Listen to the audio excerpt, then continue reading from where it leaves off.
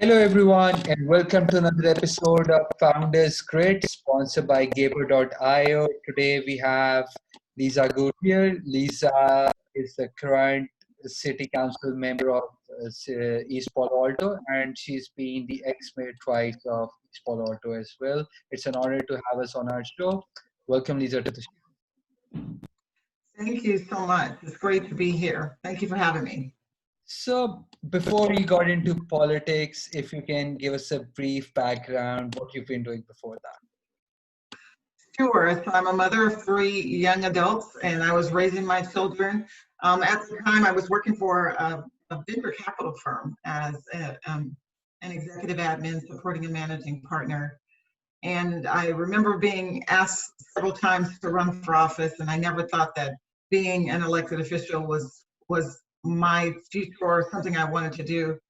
And at one time, my daughter, who was in college at the time, overheard me saying no to the opportunity. And she said to me, "Mom, if you're not at the table making decisions, someone else will be making decisions for you, but I trust your decision making. You can do this." And she encouraged me to run. I ran, and that was in 2012 when I ran and won the first bid to city council seat. And then we rotate the mayorship that led to me being vice mayor in 2014 and mayor in 2015. And then I just completed another year as mayor last year.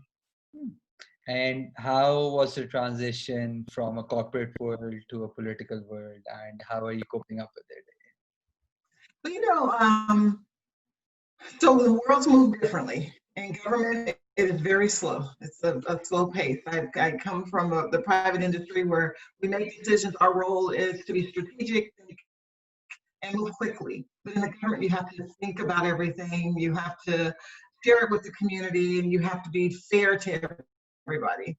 So it took a while to understand, like, why do I have to do so many study sessions? Why can't I just make a decision on this? When I know this is the best for the community, why does it take so long to get things accomplished? But now that I know how it works, I've adjusted to it, and it works. It's frustrating sometimes, but it works. All right.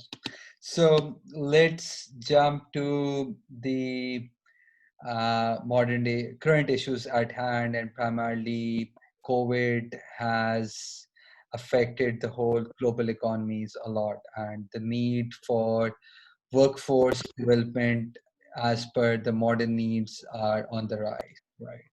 So you've been the mayor of East Palo Alto twice. That is primarily the Stanford neighborhood, and everyone understands the technology requirements more than that neighborhood. No one knows and understands better than them, right? So what measures is the city council planning to help the individuals that are being laid off? Sure. So what we've done as a community, East Palo Alto has been an underserved community in Silicon Valley. We're 2.5 square miles wide, and our schools are very much behind the average schools the way that the funding is done for schools. So we already knew that we were behind, and we weren't really competing in the tech industry within the region. So what the council has done is put together some measures to ensure that individuals have an opportunity for the best training. We've partnered and teamed with an organization, Job Train, that's right in Palo and Menlo Park, and they do some training. They help individuals with the construction jobs. They help with medical jobs and coding and different things like that. So if someone was out of work, they could go to Job Train, and at no cost, they could learn a skill that would at least pay them at the minimum wage, if nothing else, a little bit better than minimum wage. But we realized that that's not enough. When Amazon moved into the community, East Palo Alto has an ordinance or policy in place called, and it's named our First Course Hiring Ordinance, which indicates that any organization that is operating within our city limits should hire at least 15% of their workforce to come from the community of East Palo Alto. When Amazon came on board, in their tech building, they asked the question of us, how can they wanted to know if they could find 300 engineers in the city of East Palo Alto, and we couldn't guarantee that.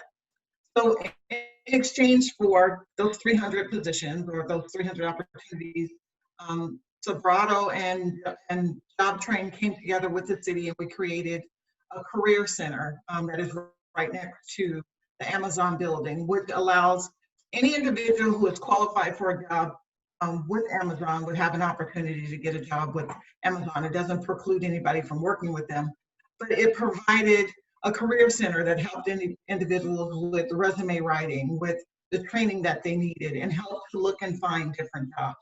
That is the one thing that we've done to try to help our community members.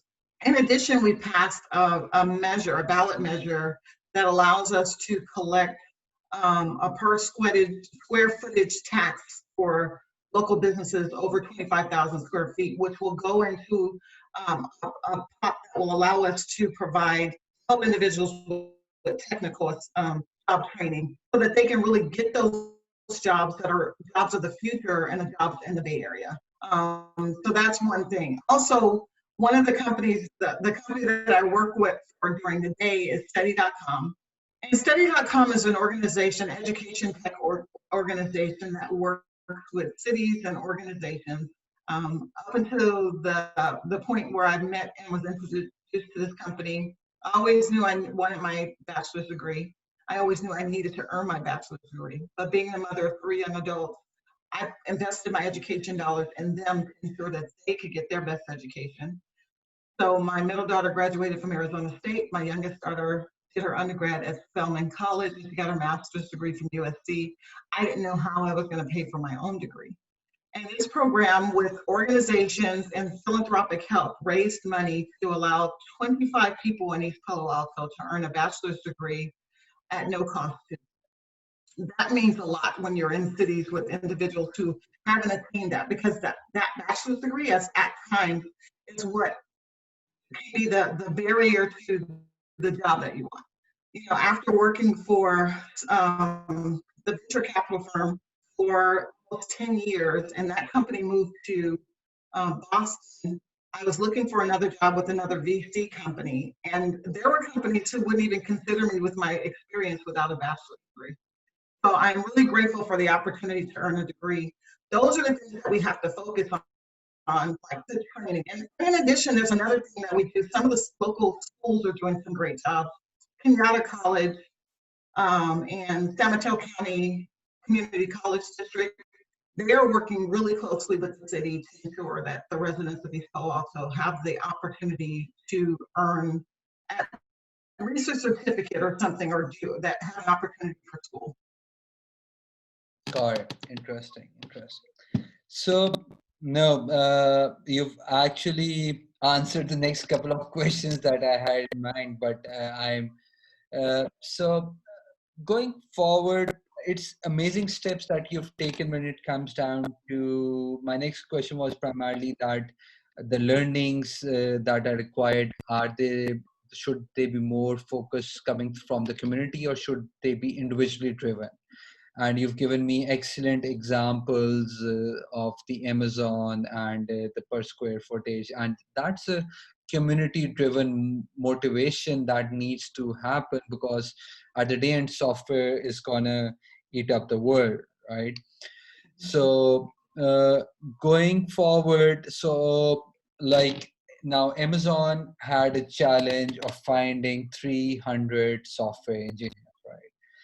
So if some another company like Brex or Visa or others, and Bay Area is already going through a software engineer shortage. And the reason we've seen their salaries increase by almost double in the last uh, 3 years, if you can think of it, right? And Bay Area is already going through a software engineering shortage. So, are there any drastic steps that the Council of East Palo Alto is taking just to address the software engineering needs, or your curriculum is much more broader towards vocational training, skill development?